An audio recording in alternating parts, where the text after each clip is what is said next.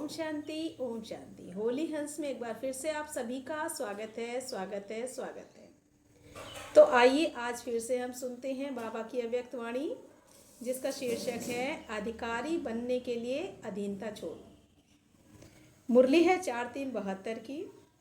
तो बाबा ने आज आते ही फिर से प्रश्न किया है, आज विशेष किसके लिए आए हैं जानते हो? भविष्य में विशेषता दिखलाने वाली विशेष आत्माओं के प्रति। अपने को विशेष आत्माएं अर्थात विशेषता दिखलाने वाली समझती हो। ऐसी विशेष कौन कार्य करके दिखाएंगी जो अब कोई ग्रुप ने करके दिखाया हो? इसका कोई प्लान सोचा है? पास विद ऑनर बनने का लक्ष्य और बाप को शो दिखलाने का लक्ष्य तो सभी का है, लेकिन आप लोग विशेष क्या नवीनता दिखाएंगे?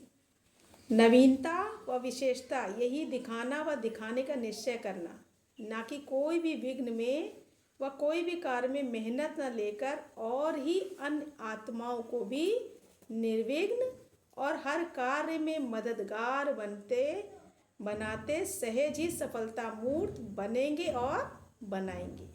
अर्थात सदा सहज योगी, सदा बाप के स्नेही, बाप के कार्य में सहयोगी, सदा सर्व शक्तियों को धारण करते हुए श्रृंगार मूर्त शस्त्रधारी शक्ति बन अपने चित्र से चलन से बाप के चरित्र और कर्तव्य को प्रत्यक्ष करना है। ऐसी प्रतिज्ञा करने से अपने से की है। छोटी छोटी बातों में मेहनत तो नहीं लेंगे, किसी भी माया के आकर्षित रूप में धोखा तो नहीं खाएंगे। जो स्वयं धोखा खा लेते हैं वह औरों को धोखे से छुड़ा नहीं पाते हैं। सदैव यही स्मृति रखो कि हम दुख हरता सुख करता के बच्चे हैं। किसके भी दुख को हल्का करने वाले स्वयं कभी भी एक सेकंड के लिए भी संकल्प व स्वप्न में भी दुख की लहर आ नहीं सकती है। अगर संकल्प में भी दुख की लहर आती है तो सुख सागर के बाप की संतान कैसे कहला सकते हैं? क्या बाप की महिमा में ये सब वर्णन करते हो कि सुख का सागर हो, लेकिन कभी कभी दुख की लहर भी आ जाती है? तो बाप समान बनना है ना। दुख की लहर आती है अर्थात कहाँ न कहाँ माया ने धोखा दिया है। तो ऐसी प्रतिज्ञा करनी है। शक्ति रूप नहीं हो क्या? शक्ति कैसे मिलेगी? अगर सदा बुद्धि का संबंध एक ही बाप से लगा हुआ होगा तो संबंध से सर्वशक्तियों की वर्षा अधिकार के रूप में अवश्य प्राप्त होता है। लेकिन अधिकारी समझकर हर कर्म करते रहें तो कहने व संकल्प में मांगने की इच्छा नहीं रहेगी। अधिकारी प्राप्त न होने कारण कहाँ न कहाँ किसी प्रकार की अधीनता है। अधीनता के कारण अधिकार प्राप्त नहीं होता है। चाहे अपने देह के भान की अधीनता हो, चाहे पुराने संस्कार के अधीन हो, चाहे कोई भी गुणों की धारणा की कमी के कारण निर्बलता व कमजोरी के अधीन हो, इसलिए अधिकार का अनुभव नहीं कर पाते हो। तो सदैव ये समझो कि हम अधीन नहीं, अधिकारी हैं। पुराने संस्कारों पर, माया के ऊपर विजय पाने के अधिकारी हैं। अपने देह के भान व देह के संबंध संपर्क जो भी हैं उनके ऊपर विजय पाने के अधिकारी हैं। अगर यह अधिकारीपन सदैव स्मृति में रहे तो स्वयं ही सर्वशक्तियों का प्राप्ति का अनुभव प्राप्त होता रहेगा। अधिकारीपन भूल जाता है। जो अधीन होता है वह सदैव मांगता रहता है। अधिकारी जो होता है वह सदैव सर्व प्राप्ति स्वरूप रहता है, और जो अधीन होता है वह सदैव मांगता रहता है।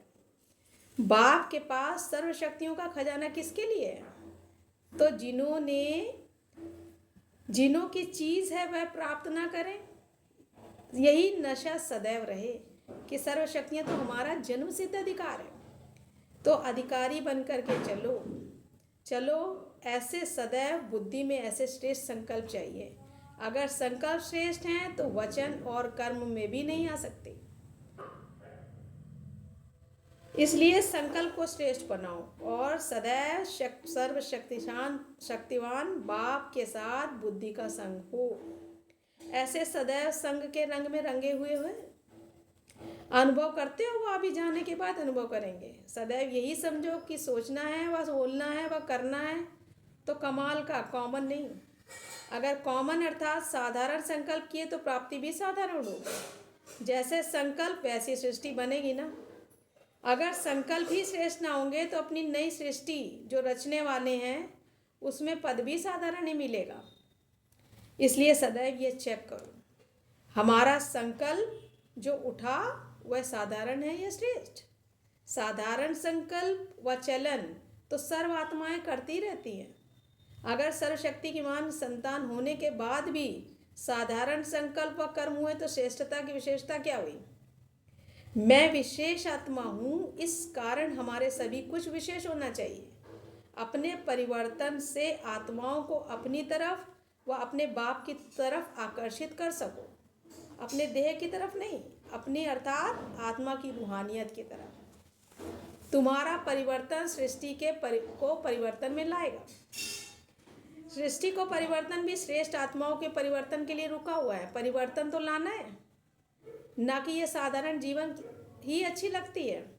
यह स्मृति, वृत्ति और दृष्टि अलौकिक हो जाती है तो इस लोक का कोई भी व्यक्ति व वस्तु आकर्षित नहीं कर सकती। अगर आकर्षित करती है तो समझना चाहिए कि स्मृति में व वृत्ति में व दृष्टि में अलौकिकता की कमी है। इस कमी को सेकंड में परिवर्तन लाना है। यह ग्रुप यही विशेषता दिखावे कि सेकंड में अपने संस्कार व संकल्प को परिवर्तन में लाकर दिखावे। ऐसी हिम्मत है? आज बाबा ने प्रश्न पूछा, ऐसी हिम्मत है?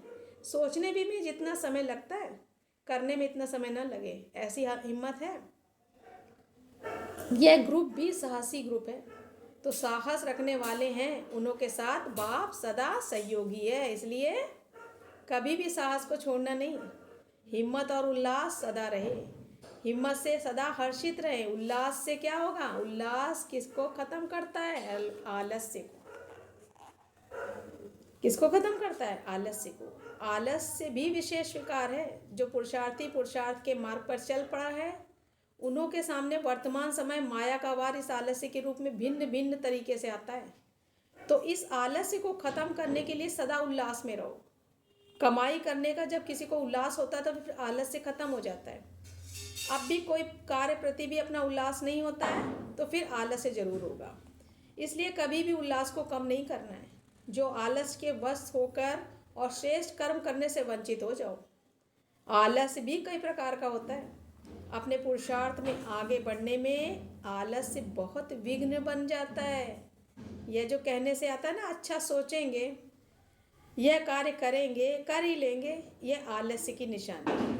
करेंगे, कर ही लेंगे, हो ही जाएगा, लेकिन नहीं, करने लग पड़ना है। जो नॉलेज व साधारण धारणाएं मिली है वह बुद्धि में धारण तो है कि नहीं है, लेकिन प्रैक्टिकल में आने में जो विघ्न रूप बनता है स्वयं का आलस्य।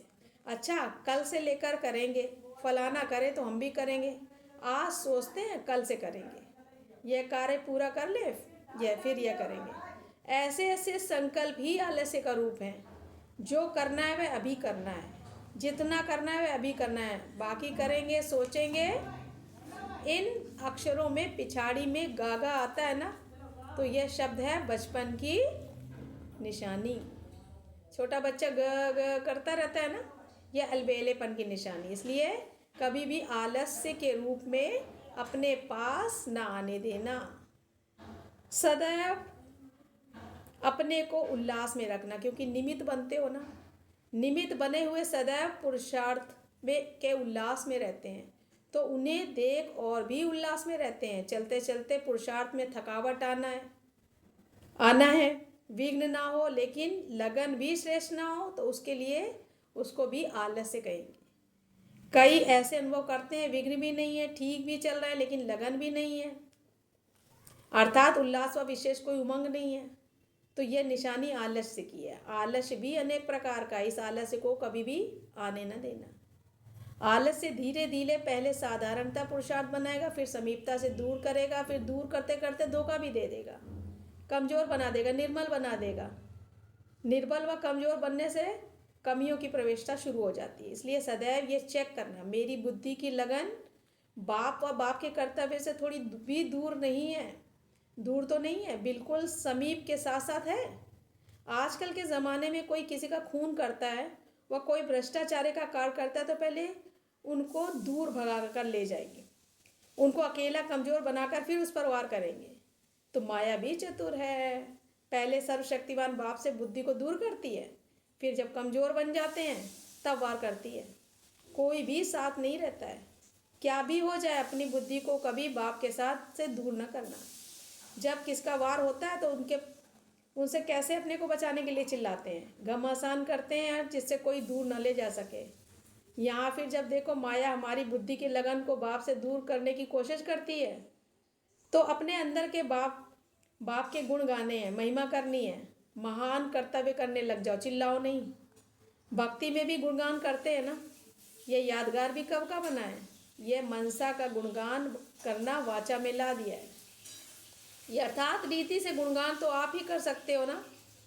अब यह यथार्थ रूप में मनसा संकल्प से स्मृति स्वरूप में गुणगान करते हो और भक्ति में स्थूलता में आते हैं तो मुख में गाने लग पड़ते हैं। सभी रीत रस्म शुरू तो यहाँ से ही होती है ना। गुणगान करने लग जाओ, अपने को अधिकारी समझ सर्वशक्तियों को काम में लाओ, फिर कभी माया आपकी बुद्धि को लगन को दूर नहीं कर सकेगी। न दूर होंगे, न कमज़ोर होंगे, न हार खाएंगे, फिर सदा विजयी होंगे। तो ये स्लोगन याद रखना कि हम अनेक बार के विजयी हैं। अब भी विजयी बनकर ही दिखाएंगे। जो अनेक बार के विजयी हैं वे अभी भी हार खा सकते हैं क्या? कभी नहीं। हार खाना असंभव अनुभव होता है ना, हार खाना असंभव है। जैसे अज्ञानी आत्माओं को विजय पाना असंभव अनुभव होता है ना।